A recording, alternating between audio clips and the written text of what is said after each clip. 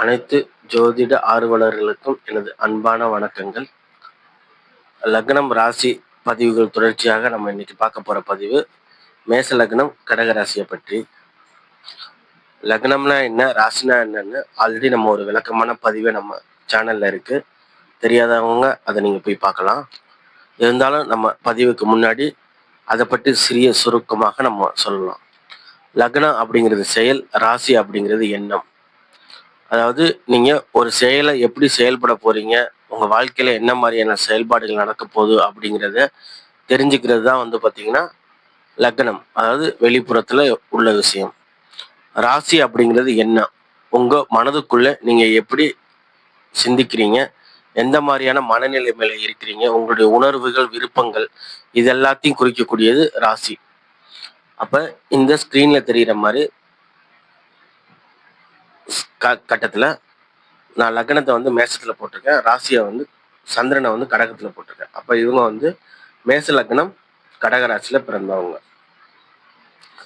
First லக்னம் அப்படிங்கிறது மேசமா அமைஞ்சதுனால இவங்க செயல் வேகமா இருக்கும், துணிச்சல் அதிகமா இருக்கும், எதையுமே நேரடியாக இவங்க அணுகுமுறை பண்ணுவாங்க. அதுவே ராசி கடகமா இருக்கிறதுனால மனதுல பாசம் இருக்கும், உணர்ச்சிகள் அதிகமா இருக்கும், குடும்ப அக்கறை இவங்களுக்கு இருக்கும். அப்ப இங்க மேச லக்னம்னா செயலை குறிக்குது, கடகராசிங்கிறது எண்ணத்தை குறிக்குது. அப்ப இவங்க செயல் வேகமா இருக்கும், ஆனா எண்ணத்துல உணர்ச்சிகள் அதிகமா இருக்கும். அதாவது ஒரு விஷயத்த நினைச்ச உடனே செய்யணும் அப்படிங்கிற எண்ணம் இவங்களுக்கு இருக்கும். ஆனா முடிவு எடுக்கிறதுக்கு முன் பல விஷயங்களை யோசிச்சு பார்த்தா முடிவு எடுப்பாங்க. இவங்க வெளியில பாக்குறதுக்கு ரொம்ப தைரியசாலியா இருப்பாங்க, ஆனா உள்ளுக்குள்ள பாத்தீங்கன்னா ரொம்ப மென்மையான மனம் கொண்டவங்களாக இருப்பாங்க. குடும்பத்தினர் மீது பாத்தீங்கன்னா அதிக பாசமும் அக்கறையும் இவங்களுக்கு இருக்கும். எந்த ஒரு செயல் நடந்தாலும் அந்த செயல்னால குடும்பத்துக்கு எந்த பாதிப்பு வரக்கூடாதுங்கிறதுல மிகுந்த கவனத்துடன் இவங்க செயல்படுவாங்க. அதே மாதிரி இவங்களுக்கு பிடிச்சிட்டாங்கன்னா, ஒருத்தவங்களை இவங்களுக்கு பிடிச்சு போச்சுன்னா அவங்களுக்காக அவங்க எதை வேணுமா செய்யறதுக்கு தயங்க மாட்டாங்க. அதே மாதிரி மற்றவங்க இவங்களை மதிக்கணும் அப்படிங்கிற எதிர்பார்ப்பு அதிகமா இவங்கள்ட்ட இருக்கும். அதே மாதிரி இவங்களை யாராவது மனதளவுல புண்படுத்தினா அது வெளியே காட்டி கொள்ளாம மனசுக்குள்ளேயே வச்சுக்குவாங்க. அதே மாதிரி கோபம்னு வந்துச்சுன்னா உடனே வேகமா அந்த கோபத்தை வெளிப்படுத்துவாங்க. ஆனா அந்த கோபம் பாத்தீங்கன்னா ரொம்ப நீண்ட நேரமா இருக்காது. ஒரு சில நேரத்துல அது சாந்தமாம அப்படியே அமைதியாயிரும். தன்னம்பிக்கை உங்களுக்கு ரொம்ப அதிகமா இருக்கும். அதே மாதிரி தனியாக செயல்பட வேண்டும் அப்படிங்கிறது என்ன இருக்கிறதுனால இவங்க தனியா எந்த ஒரு செயலும் செய்யறதுக்கு தயக்கமே பட மாட்டாங்க. அதே மாதிரி எந்த சூழ்நிலையிலையும் பாதுகாப்புங்கிறது முக்கியங்கிறது இவங்களுடைய முதல்ல குறிக்கோள் அதுதான். இவங்களுக்கும் சரி, இவங்க குடும்பத்துக்கும் சரி, நடக்கிற செயல்களால எந்த ஒரு பின்விளைவு பிரச்சனைகள் வரக்கூடாது அப்படிங்கிறது எப்போதுமே பாதுகாப்பான சூழ்நிலை இருக்க வேணுங்கிற மாதிரி எண்ணம் உங்களுக்கு இருக்கும். வேலை செய்யற இடத்துல பாத்தீங்கன்னா வேகமாவும் இருப்பாங்க, ஆர்வமாவும் இருப்பாங்க. அதே மாதிரி இவங்க செய்யற விஷயத்த மற்றவங்களாம் பாராட்ட வேணும் அப்படிங்கிறது இவங்க கிட்ட அதிகமா பாத்தீங்கன்னா எதிர்பார்ப்பு இருக்கும். ஒரு வேலை பிடிச்சிருச்சுன்னா அதை பாத்தீங்கன்னா முழுமையா அவங்க ஈடுபட்டு அந்த செயல்ல செய்யணுங்கிற அந்த எண்ணமும் செயல்பாடும் இருக்கும். அதாவது பாத்தீங்கன்னா குடும்பத்துல ஏதாவது சின்ன பிரச்சனைகள் ஏற்பட்டா கூட அதை மனதுல அதிகமா அதை ஸ்டோர் பண்ணிக்குவாங்க. அதுதான் இவங்க கிட்ட இருக்கிற ஒரு பெரிய பிரச்சனை. என்னன்னா குடும்பத்துல யாருக்காவது ஏதாவது ஒண்ணுன்னா அவங்க அதை தாங்கிக்க மாட்டாங்க.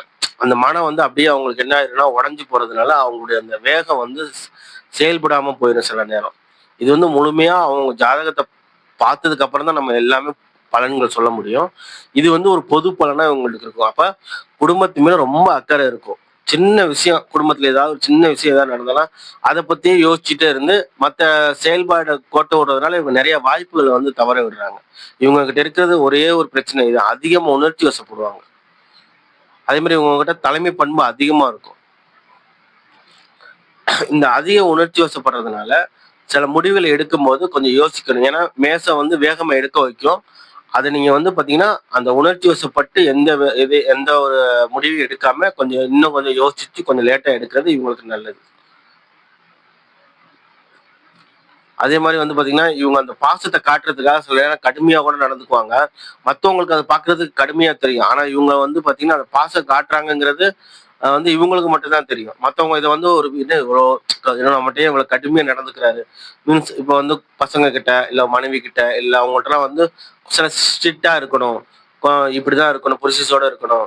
எதுக்குன்னா, இப்படி இருந்தா தான் வந்து அவங்களுக்கு எந்த பிரச்சனையும் வராது. அந்த மாரி வந்து நடத்துறதுனால, மத்தவங்களுக்கு இவங்கள பார்க்கும்போது ஒரு மாரியான ஆ வெறுப்பு வந்தாலும், ஆனா இவங்க பண்றது எல்லாமே அந்த பாச பிணைப்போட அவங்ககிட்ட காட்டக்கூடியது தான். ஆனா அது என்ன பண்றாங்கன்னா, அ பயத்தினால வந்து பார்த்தீங்கன்னா, கடுமையா செய்ய ஆரம்பிக்கிறாங்க. அதே மாரி வாழ்க்கையில முன்னேற வேணுங்கிற ஆசை இவங்களுக்கு நெறைய இருக்கும். ஸோ மனதில பாசமும், செயல்பாட்டில வேகமும் இருக்கிறவங்க தான் மேச லக்கினத்தில பிறந்து கடகராசியில உள்ளவங்க. ஸோ மேச லக்கினத்தில் துணிச்சலும், கடகராசியின் பாசமும் சேர்ந்த ஒரு வித்தியாசமான குண அமைப்போட தான் இவங்க இருப்பாங்க. அதே மாரி இது காலபுருஷத்துக்கு 4வது வீடு ராசியா அமையறதுனால, இவங்களுக்கு வந்து பார்த்தீங்கன்னா, நெறைய வந்து நிலங்கள், சொத்துக்கள் இதெல்லாம் வந்து வாங்கணும் அப்படிங்கிற மாரி இருக்கணும். நெறைய சுகமும் எதிர்பார்ப்பாங்க. அதுவும் உங்களுக்கு இயற்கை அமையாம லக்னத்துக்கு 4வது வீட்ல வந்து ராசி அமைஞ்சதுனால, சுகம் அதிகமா எதிர்பார்ப்பாங்க. ஸோ அதே மாரி இன்னொன்னு கல்வி நல்லா படிப்பாங்க. 4வது வீடா இருக்கறனால நல்ல உயர் கல்விகளும், நல்ல படிப்புகள்லாம் நல்லா அவங்களுக்கு நல்லா அமையும். தாயார் மேல இவங்களுக்கும் பாசம் இருக்கும். தாய் மேல இவங்களுக்கும் இவர் மேலயும் பாசம் இருக்கும். ஸோ இதுதான் வந்து மேச லக்னத்துக்காரங்க பிறந்து கடகராசியில பிறந்தவங்களுக்கான குணநலங்கள். இது எல்லாமே பொதுவான குணநலங்கள் தான். அவங்க தனிப்பட்ட ஜாதகத்தின் மூலமா தான் வந்து பார்த்தீங்கன்னா, முழு பலனும் தெரியும். ஸோ நம்ம அடுத்த பதிவில வந்து மேச லக்னத்தில பிறந்து சிம்ம ராசிக்காரங்கள பற்றி பார்ப்போம். ஸோ அடுத்த பதிவு சந்திக்கும் வரை உங்களிடமிருந்து விடைபெறுகிறேன். நன்றி, வணக்கம்.